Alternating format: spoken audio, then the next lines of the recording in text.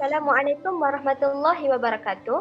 Nama saya Nurliana Nadia binti Ahmad daripada kelas DPM 2A.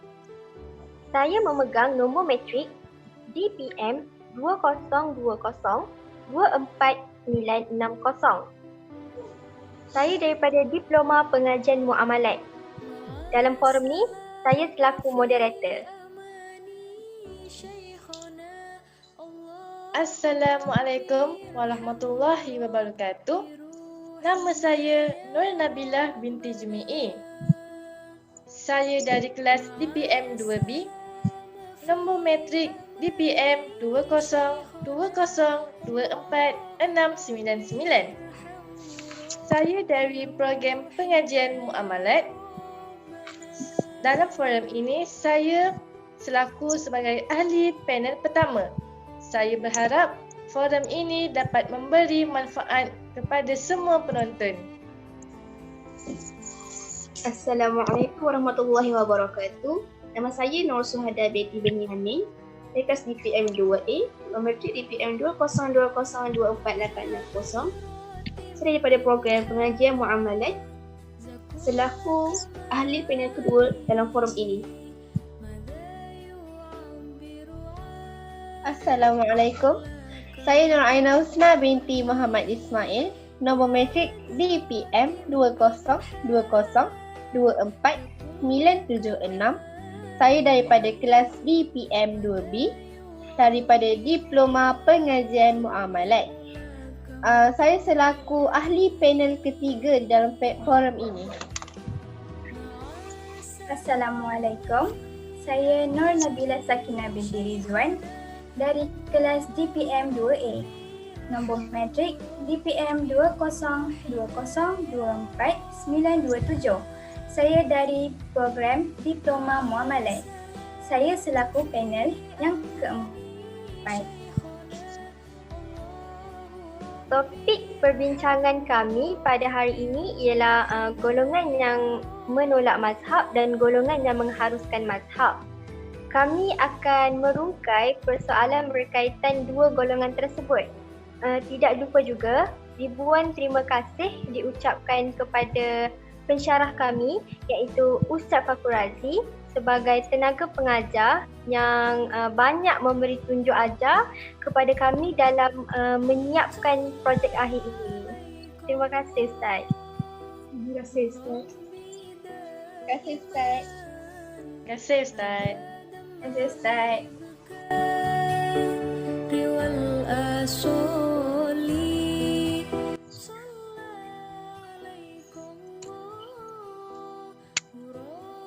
Bismillahirrahmanirrahim. Alhamdulillahirabbil-alamin. Wassalatu wassalamu ala asyrafil anbiya'i wal mursalin wa ala alihi wa sahbihi ajma'in. Assalamualaikum warahmatullahi wabarakatuh. Ahli panel dan sidang hadirin yang dirahmati Allah. Segala puji-pujian kehadirat Allah Subhanahu Wa Taala kerana dengan limpah kurnia dan izinnya dapat kita bersama-sama bersua pada hari yang indah lagi ceria ini bagi membincangkan berkenaan golongan yang menolak mazhab dan juga golongan yang mengharuskan mazhab. Okay. Hadirin yang dihormati, sebelum saya memperkenalkan ahli panel kita yang cantik lagi bergaya, izinkan saya mengupas terlebih dahulu tajuk forum kita pada hari ini. Sebagaimana yang kita ketahui, pada asalnya umat Islam wajib untuk mengambil hukum hakam Allah Subhanahu Wa Taala secara langsung daripada dua sumber utama iaitu Al-Quran dan Al-Sunnah. Bagaimanapun, realiti telah membuktikan tidak semua umat Islam mampu untuk mengeluarkan hukum hakam secara langsung daripada Al-Quran dan Al-Sunnah. Hanya segelintir yang berkemampuan dan berkelayakan untuk melakukannya. Selain itu, tahap seseorang mujtahid sudah pasti tidak menyamai golongan yang tidak berkemampuan untuk berijtihad atau dipanggil sebagai golongan awam. Okay, golongan awam ni bermaksud golongan yang berpengetahuan untuk mengamalkan hukum hakam Islam namun tidak berkemampuan mengeluarkan sendiri hukum dari sumbernya. Bagi golongan ini, para ulama mewajibkan mereka bertaklid kepada mazhab. Bagaimanapun, pandangan ini dibantah oleh golongan yang mengatakan haram berbuat demikian, iaitu bertaklid kepada mazhab. Maka di sini berlaku perselisihan pandangan di kalangan umat Islam. Okey, baiklah sidang hadirin. Sebelum kita menelusuri lebih mendalam berkenaan dengan tajuk perbincangan kita, marilah kita berkenalan dengan keempat-empat ahli panel kita pada hari ini. Sebelum terlupa, saya Nur Liana Nadia binti Ahmad selaku pengerusi pada hari ini. Seterusnya kita mulakan dengan saudari Nur Nabilah binti Jumai yang merupakan ahli panel kita yang pertama. Selamat datang saudari. Saudari apa khabar? Terima kasih saudari pengerusi. Alhamdulillah, saya baik-baik sahaja. Seterusnya saya perkenalkan ahli panel kedua iaitu Nur Suhada binti Benyamin. Selamat datang saudari. Saudari Suhada apa khabar? Alhamdulillah, khabar baik saya pengurusi. Ahli panel ketiga pula ialah saudari Nur Aina Husna binti Muhammad Ismail. Apa khabar saudari Aina? Alhamdulillah, saya khabar baik saja saudara pengurusi. Akhir sekali, tidak lain tidak bukan ialah ahli panel kita yang keempat iaitu saudari Nur Nabila Sakinah binti Rizwan. Walaupun orang nampak pemalu namun petah bicaranya. Apa khabar saudari? Alhamdulillah, saya berada dalam keadaan yang baik. Maka saya berada di sini bersama saudari dan para hadirin yang dikasihi. Salam forum buat semua. Usai perkenalan kita daripada semua ahli panel, kembali kita kepada tajuk perbincangan kita tentang golongan yang menolak mazhab dan golongan yang mengharuskan mazhab. Hadirin yang dihormati, perselisihan pandangan berkenaan dengan mazhab telah berlaku di kalangan umat Islam. Jadi, apakah pandangan terhadap mazhab bagi golongan yang menolak mazhab? Bagi menjawab persoalan ini, izinkan saya mengajukan soalan pertama kepada ahli panel pertama. Saudari Nur Nabilah binti Jumai, mohon saudari memberikan penjelasan tentang soalan yang diajukan sebentar tadi. Silakan saudari. Bismillahirrahmanirrahim. Terlebih dahulu, saya ingin mengucapkan terima kasih sekali lagi kepada saudari pengerusi. Tajuk perbahasan kita kali ini amat menarik, iaitu golongan yang menolak mazhab dan golongan yang mengharuskan mazhab. Saya akan menjawab persoalan dari pengerusi yang diajukan sebentar tadi, iaitu mengenai golongan yang menolak mazhab. Terdapat segolongan ulama usul yang berpendapat bahawa bermazhab itu haram secara mutlak. Sesetengah mereka mendakwa bahawa pengikut mazhab empat iaitu Imam Syafi'i, Imam Maliki, Imam Hambali dan Imam Hanafi ialah kafir dan sesat. Bagi mereka, umat Islam wajib mengikuti apa yang terkandung di dalam Al-Quran dan Al-Sunnah secara langsung tanpa perantaraan mazhab. Antara ulama yang berpendapat sedemikian ialah Kajandi, Nasiruddin Al-Albani dan Ibnu Hazm. Terdapat satu kenyataan daripada Al-Kajandi yang mengatakan bahawa mazhab ini tidak perlu kerana ajaran Islam merupakan ajaran yang sangat mudah dan sangat sederhana sehingga setiap orang mampu untuk memahaminya secara langsung menerusi Al-Quran dan Al-Sunnah. Oleh demikian, tiada keperluan kepada umat Islam untuk kita bermazhab dengan para mujtahid. Terdapat satu kenyataan yang mirip dengan kenyataan ini iaitu daripada seorang orientalis Jerman yang bernama Skach yang amat benci ataupun anti terhadap Islam. Begitu juga Ahmad Hasan Bandung juga ada mengatakan bahawa keluar dari mazhab itu bukan haram tetapi wajib. Masuk sesuatu mazhab itu bukan wajib tetapi haram. Kesemua kenyataan beliau didapati mengarah kepada satu tujuan atau satu maksud iaitu bermazhab adalah haram. Setakat ini sahaja saudari pengerusi berkenaan dengan perkongsian saya tentang pandangan golongan yang menolak mazhab. Terima kasih. Baiklah, sidang hadirin, demikian tadi penjelasan tentang pandangan golongan menolak mazhab. Seterusnya saya mohon penjelasan daripada ahli panel kedua, saudari Nur Suhada binti Benyamin tentang apakah implikasi golongan yang menolak mazhab kepada masyarakat awam. Silakan. Assalamualaikum dan terima kasih yang ucapkan kepada saudara pengerusi. Sidang hadirin yang dihormati sekalian, Masyarakat awam ataupun orang awam merupakan pihak yang terpenting apabila kita membicarakan isu berkenaan dengan golongan yang menolak mazhab, kerana golongan inilah yang akan memberi impak dan kesan yang besar kepada mereka walaupun dari sudut positif maupun negatif. Golongan ini lebih cenderung untuk memberi banyak kesan yang negatif kepada orang awam. Antaranya, pendapat golongan yang menolak mazhab sukar diterima oleh masyarakat awam. Ia disebabkan oleh golongan ini berpendapat bahawa hukum hakam yang perlu diambil secara langsung daripada Al-Quran dan As-Sunnah. Sebagaimana yang kita ketahui, tidak semua masyarakat awam, khususnya umat Islam, mampu mengeluarkan hukum secara terus daripada Al-Quran dan juga As-Sunnah. Ia amat menyulitkan masyarakat awam dalam memahami agama Islam. Golongan ini menganggap bahawa agama Islam ini terlalu mudah sehingga mereka berpendapat bahawa bermazhab adalah haram secara mutlak. Oleh yang demikian, itulah pendapat golongan ini sukar diterima oleh masyarakat awam. Di samping itu, golongan yang menolak mazhab ini juga mampu menimbulkan perselisihan faham dan pertelingkahan dalam kalangan orang awam. Hal ini jelas kerana setiap manusia akan berusaha untuk menegakkan pendapat masing-masing, terutamanya golongan ini, kerana mereka berpendapat bahawa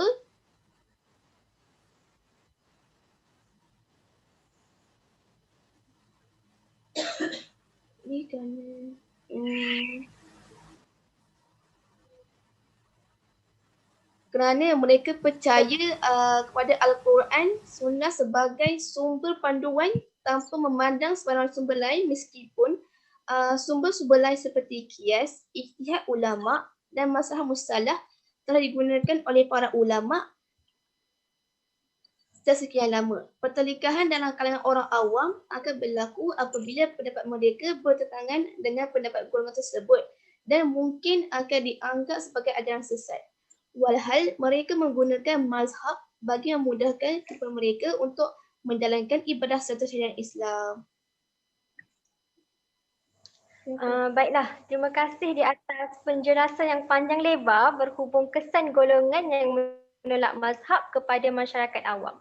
Saya yakin kesan golongan yang menolak mazhab ini juga boleh mencemari dan mengotori syariat Islam dan yang tertera dalam Al-Quran dan As-Sunnah. Ianya sukar diterima masyarakat dan berbahaya terhadap kemurnian syariat Islam. Oleh itu, soalan saya seterusnya kepada ahli panel ketiga, saudari Nur Aina Husna binti Muhammad Ismail. Jadi, bagaimana pula pandangan golongan yang mengharuskan mazhab terhadap mazhab? Dipersilakan ahli panel ketiga untuk menjawab soalan ini. Bismillahirrahmanirrahim. Assalamualaikum dan terima kasih kepada saudari pengerusi majlis, sahabat-sahabat ahli panel dan sidang hadirin yang dihormati. Golongan kedua ini pula bersepakat tentang keharusan mengikuti pendapat dan fatwa para imam mazhab. Mereka hanya berselisih pendapat mengenai keharusan bermazhab dalam erti taklid dan ittiba. Manakala majoriti ulama usul berpendapat bahawa umat Islam yang belum mencapai tahap mujtahid wajib bermazhab. Bagi mereka, tiada perbezaan antara istilah taklid dan ittiba. Keduanya memberikan simpulan yang sama iaitu bermazhab. Ulama usul juga tidak membezakan antara orang awam yang murni dengan yang berpengetahuan tetapi belum sampai ke tingkatan mujtahid. Kedua-duanya tetap dianggap awam. Kewajipan orang awam adalah bertanya kepada ahli ilmu iaitu mujtahid. Apabila seseorang bertanya atau mengikuti seseorang mujtahid, maka ia disebut bermazhab. Dalam hal ini, Ibnu As-Subki dalam kitabnya mengatakan selain mujtahid mutlak, sama ada dia awam mahupun lainnya, wajib bertaklid kepada mujtahid kerana berdasarkan ayat, hendaklah kamu bertanya jika kamu tidak mengetahuinya. Dari kenyataan para ulama usul tersebut, ternyata bahawa kewajipan bermazhab adalah wajib Setakat ini sahaja sidang hadirin. Saya serahkan semula kepada saudari pengerusi. Baiklah, terima kasih kepada saudari Aina di atas huraian sebentar tadi. Izinkan saya menambah sedikit penjelasan lagi berkenaan pandangan golongan yang mengharuskan mazhab. Baiklah, dalam hal ini, Hudari ada berpandangan bahawa wajib ke atas orang awam meminta fatwa dan mengikuti para ulama'. Maka jelaslah di sini bahawa bermazhab adalah wajib sama ada ke atas orang awam murni ataupun awam yang belum sampai ke darjat mujtahid mutlak walaupun dia mampu berijtihad dalam sebahagian masalah. Okey, tanpa melengahkan masa lagi, kita teruskan dengan soalan yang seterusnya iaitu apakah implikasi golongan yang mengharuskan bermazhab ini kepada masyarakat awam? Saya serahkan soalan ini kepada saudari Nur Nabilah Sakinah binti Rizwan untuk menjawab persoalan tersebut. Silakan saudari. Terima kasih kepada saudari pengerusi. Assalamualaikum semua hadirin yang dihormati. Bagi menjawab soalan saudari sebentar tadi, golongan yang mengharuskan mazhab ini akan memberi impak positif atau implikasi yang baik kepada masyarakat awam kerana mazhab berperanan untuk memastikan masyarakat awam tidak berada dalam kekeliruan serta memudahkan mereka untuk menyelesaikan pelbagai konflik yang melibatkan hukum. Kerana tidak semua orang mempunyai kepakaran dalam ilmu berkaitan pengajian agama dan tidak mempunyai hak untuk menetapkan sesuatu hukum. Maka dengan hadirnya mazhab ini, ia akan memberi satu peluang kepada orang awam untuk memahami Islam dengan lebih mendalam dan lebih jelas. Golongan yang mengharuskan mazhab ini juga dapat membuka mata masyarakat awam bahawa Islam bukanlah sukar seperti yang disangkakan oleh sesetengah orang. Malah Islam berusaha untuk membantu mereka yang sukar melaksanakan sesuatu ibadah kerana setiap orang mempunyai kelebihan dan juga kekurangan. Contohnya, seperti orang yang kelainan upaya dan orang yang sempurna tubuh badannya, pasti akan ada cara mereka yang tersendiri untuk melaksanakan sesuatu ibadah atau syariah. Jelaslah bahawa rushak atau keringanan yang diberikan kepada Allah Subhanahu Wa Taala kepada umat Islam di dalam membantu dan memudahkan urusan umatnya dalam menunaikan ibadah. Imam-imam mazhab telah berijtihad dalam sudah terang lagi bersuluh bahawa mazhab dapat membantu masyarakat awam khususnya umat Islam dalam memahami agama Islam dan hukum hakam daripada Al-Quran dan As-Sunnah dengan betul. Baiklah, terima kasih saudari Nur Nabilah Sakinah, ahli panel keempat. Okey, demikian tadi perbincangan daripada semua ahli panel kita tentang golongan yang menolak mazhab dan golongan yang mengharuskan mazhab. Okay. Konklusinya, dalam soal menjalankan ibadah, umat Islam telah sepakat bahawa Al-Quran dan Al-Sunnah tetap menjadi dua sumber utama syariat yang wajib ditaati dan diamalkan. Segala hukum hakam wajib diambil secara langsung daripada dua sumber tersebut. Tetapi tidak semua umat Islam berkelayakan dan mampu untuk mengeluarkan hukum secara langsung. Maka wujudlah dua golongan tersebut, iaitu golongan yang menolak mazhab dan golongan yang mengharuskan mazhab. Okey, kedua golongan ini membicarakan pandangan mereka dalam bermazhab yang telah diperbincangkan oleh ahli panel kita sebentar tadi. Terima kasih kepada semua ahli panel yang sudi membicarakan pandangan dua golongan tersebut dan implikasinya kepada masyarakat awam. Sesungguhnya mengajak masyarakat untuk meninggalkan mazhab dengan alasan supaya mereka kembali kepada Al-Quran dan As-Sunnah adalah suatu usaha yang sia-sia. Mazhab seharusnya dipahami sebagai sebuah disiplin ilmu ataupun manhaj untuk kita memahami Al-Quran dan As-Sunnah. Harapan saya untuk forum ini agar mampu memberikan informasi bermanfaat buat semua hadirin yang dihormati. Saya mewakili semua ahli panel mengucapkan setinggi-tinggi terima kasih kepada semua hadirin yang menyaksikan forum ini. Lantaran keterbatasan waktu, saya mohon mengakhiri bicara ini. Selanjutnya mohon mengundur diri. Yang baik itu datang daripada Allah Subhanahu Wa Taala dan yang kurang itu datang daripada kelemahan kami sendiri. Sekian, wabillahi taufiq wal hidayah. Wassalamualaikum warahmatullahi wabarakatuh. Waalaikumsalam.